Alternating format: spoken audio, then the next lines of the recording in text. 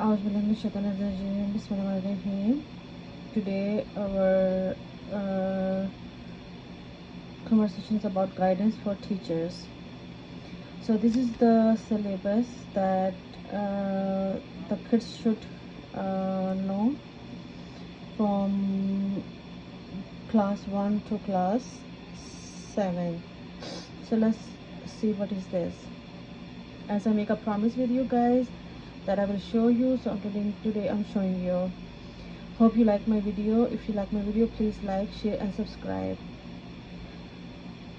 Guidance for teacher. The Holy Quran and the teaching of Islam in 5 parts. A comprehensive syllabus is to be taught according to children's age using the following recommendation: age, class, Quran Kareem, teaching of Islam, or other activities. Class 1. Ahsanul Qawaid, Nurani Qaida, or the other qaida you use. Kalma, Masnoon Duas. Class 2.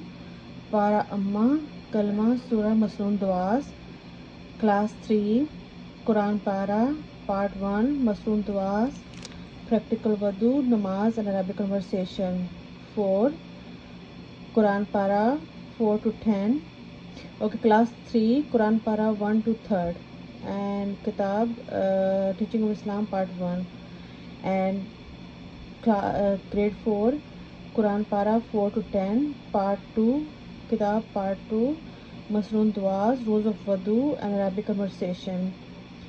Class 5th, Quran Para 11 to 20, Part 3, Masnoon Duas, Rules of Cleanliness, Arabic conversation. Class 6th, Quran Para 21 to 30, Part 4, Book Part 4, Masnoon Duas, Rules of Namaz, Type of Namaz, Eid, Jummah, Janaza, Tahajjud, etc. Arabic conversation. Class 7, Quran Para 1 to 30, Revision, Part 5th, the Book Part 5th, Masnoon Duas, Discussion on Pillar of Islam, Arabic conversation. And also we have to teach the namaz name and namaz rakats, and how to perform salahs. Hope you understand this comprehensive syllabus. So if the kids finish this, that's mean they finish their basics. So basic is as a Muslim, we must have to give the kids education of Quran. I notice a lot of kids, they are in age 7 and 8 and they don't even start the Arabic Qaida, Nurani Qaida. So I please humbly request to the parents to help the kids if they are home, help them with Nurani Qaida, and then arrange the teacher for them. First at least do yourself and then arrange a teacher for them, and then put them in the masjid and madrasa and in the school, Islamic schools, or Islamic education is very must for the kids. It's very important to teach the kids religion is very important. So the parents should have to do this. Hope you like my video. And so let's start our lesson today. Bismillahirrahmanirrahim. Our lesson is Islamic history, Seerah of Muhammad sallallahu alaihi wasallam. Our Prophet sallallahu alaihi wasallam was born in the city of Arabia known as Makkah. His father Abdullah Raztallah anha Abdullah Raztallah anha passed away before he was born, so Rasulullah sallallahu alaihi wasallam was born an orphan.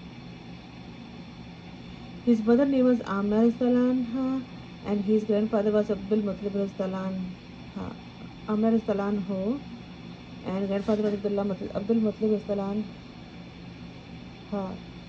He was from the Banu Hashim family of the Quraysh clan.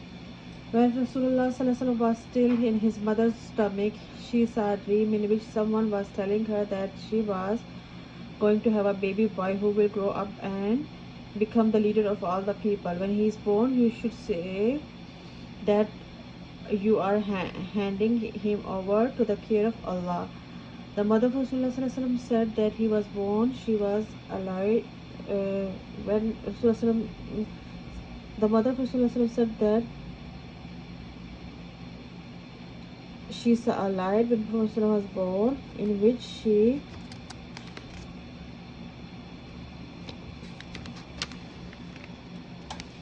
could see the palaces of Sham, southern Syria, and Basra, Iraq. When a child is in the stomach of the mother, she feels a lot of difficulty, but Rasulullah was full of blessing that his mother did not feel any difficulty when he was in her stomach. What a beautiful and peaceful day it was on Monday, 12 Rabiul Awwal 571 CE. When a child was born to Amina, he was full of light and came with lots of blessing and goodness. As soon as Rasulullah was born, in the 14 minarets of the palace of the king of Iran, all crashed and fell. This king did not believe in Allah but used to worship the fire, and in Iran the people kept a fire burning for 1000 years. This fire also died down on its own when Rasulullah was born. One sea in Iran also suddenly became dry.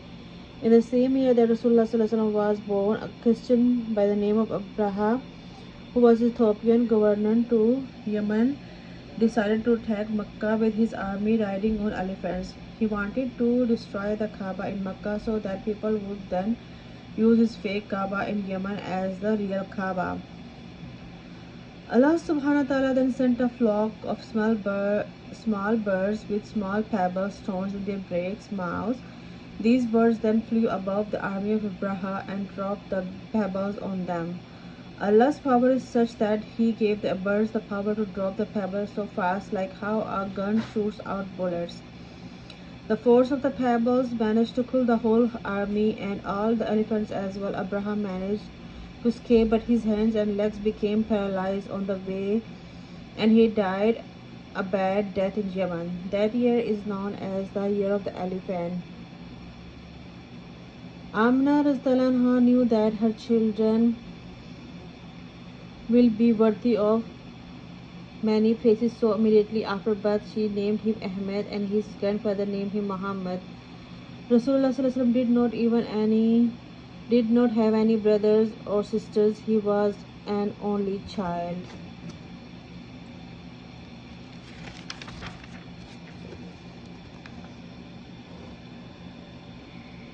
Infancy, early life. Rasulullah first drank his mother's milk for a few days, and then he drank milk from his uncle Abu Lahab's slave girl Sawaba.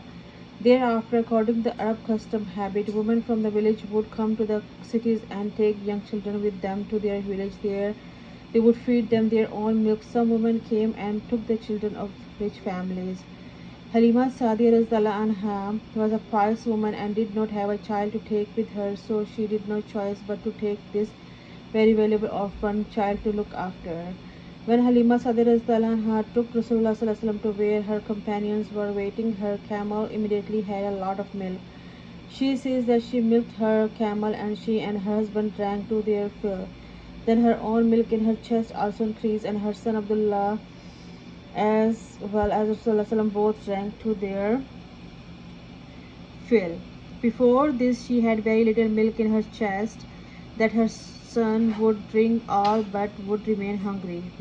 When they were coming to Makkah, the animals she was riding was very thin and weak and traveled slowly. But after taking Rasulullah, it became moving at very good speed in front of the other animals. When Rasulullah reached the village in which Halima Sadiya used to live, there was a drought, no rain in that area, and the goats could not give any milk. When Rasulullah arrived, the goats belonging to Halima Sadiya gave plenty of milk, but the goats of others still did not give any milk.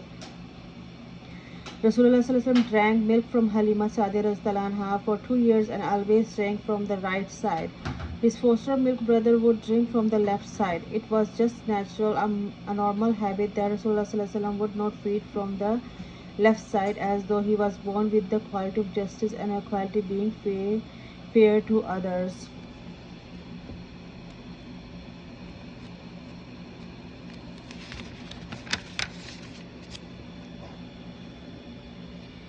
When Rasulullah sallallahu alaihi wasallam stopped drinking milk from Halima Sa'di radhiyallahu anha, the first words that he said, Allahu Akbar Kabira, walhamdulillah hamdan kathira, wa subhanallah bukratan asila.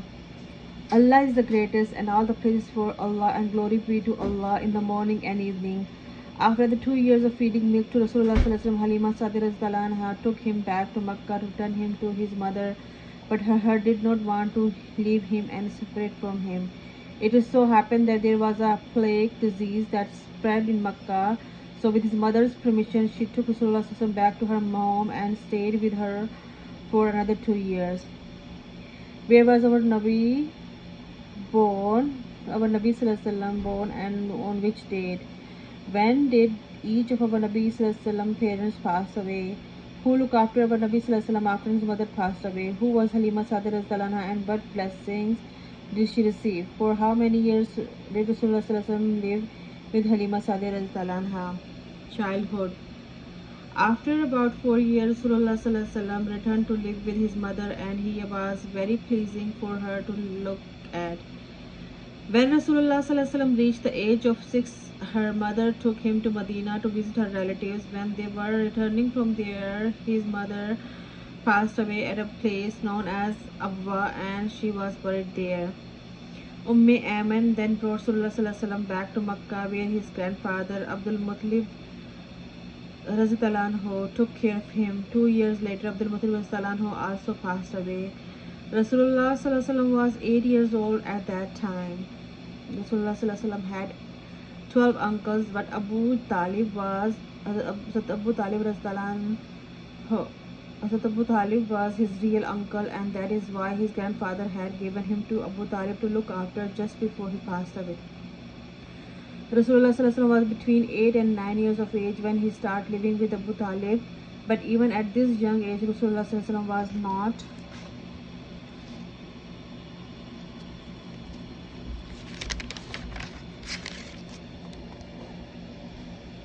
mischievous, and he would not tease anyone or even act stubborn.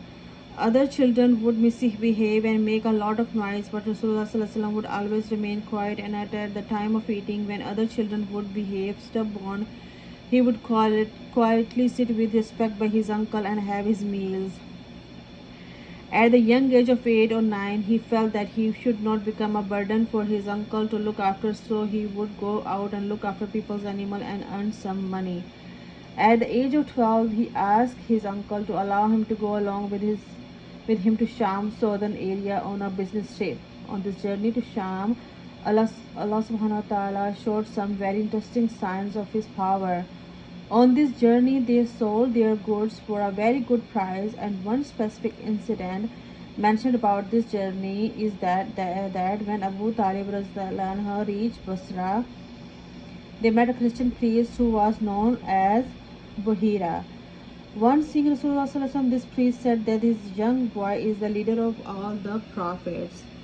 When the Prophet asked him why he said that, he replied that when Abu Talib and the others with him were climbing down the mountains into the city, he saw that the trees and stones were bowing to Rasulullah sallallahu alaihi wasallam. So children, you also should not misbehave. Always respect your elders and behave in a good and civilized manner. Movies, music, dancing, etc. are all useless actions that makes you forget Allah and make your heart become darker. They destroy your Islamic life as well as your worldly life. You should curse and start hating such actions. Doing useless actions is not how Muslims should behave. Trade business. To do business or trade with others is good, but you will need money, and Rasulullah sallallahu alaihi wasallam did not have money. In Makkah, there lived a wealthy widow. Her husband had passed away, and her name was Khadija radhiyallahu anha. Allah gave her a lot of wealth, but now there was no one who can handle her business. Rasulullah sallallahu alaihi wasallam was now about 24 or 25 years old, and he was very truthful and trustworthy. He never lied or cheated anyone. Whoever did business with him always found him to be truthful and honest. His family as well as others used to call him Sadiq, truthful and trustworthy. It was the luck of Khadija Anha that she heard of Rasulullah and her honesty. So through some people, she managed to hand over her business matters to Rasulullah look after. It was the practice of Arab that they would take their goods or to Sham and sell them there. So Rasulullah also did the same and set out of the Sham. Although Khadija was a woman, she was very clever. She sent her slave Masera with Rasulullah with the excuse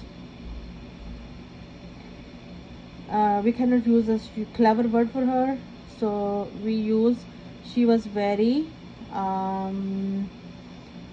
wise. She was very wise. She sent her slave Masara with Rasulullah with the excuse that he will help Rasulullah, but her intention was for him to watch how Rasulullah did his business. Rasulullah was so truthful and honest and full of blessing that with a little wealth he made a profit that was three or four times more than others. His truthfulness, love, and good character was so clear that Masera soon became very attached, close to him. Muslims who do trade and business must remember that the real capital value of business is truthfulness and honesty.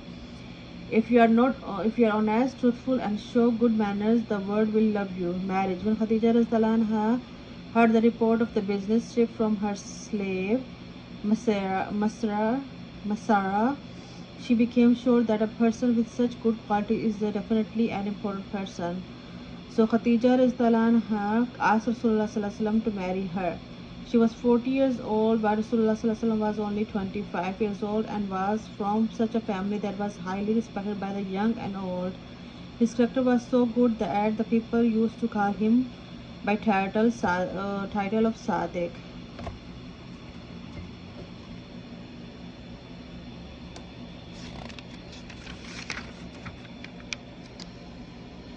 And would not use his first name. Business and trade was so important and he was very good at it. With all this, if Rasulullah would ask to marry any woman from the Arabs, her family would have been very happy and proud to let him marry their daughter. But Rasulullah only wanted to get married and did not want to fulfill his desire only, so he accepted to marry Khadija anha. They got married and had children. The character and behavior of Rasulullah at home was so good that as the days went by, Khadija anha began to get more attached, close to Rasulullah, but he continued with his life as normal and increased his remembrance of Allah Ta'ala. He would go to the cave of Hira and sit where he could see the Kaaba and remember Allah. He would stay there for long periods of time and would only come home when he needed to, and would look after his family to see that they were all well. To remember Allah and look after one's family in the duty of Muslims, to do only one and leave out of the other is not the behavior of a good Muslim. Prophethood. It was more than 14 years after Rasulullah got married, and his age was 40 years and one day, as was his habit, he was sitting in the cave of Hira, remembering Allah, when suddenly, by the command of Allah, the angel Jibreel appeared and made salam, greeting to Rasulullah. After replying to the salam, Rasulullah asked him who was he. Jibreel said that he was the angel of Allah and he had come with the revelation wahi from Allah to Rasulullah. He then told that he is an ummi, a person who does not know how to read or write. Jibreel then hugged Rasulullah and again asked him to read, but Rasulullah still repeated that he does not how to read. Jibreel hugged Rasulullah again and said, read.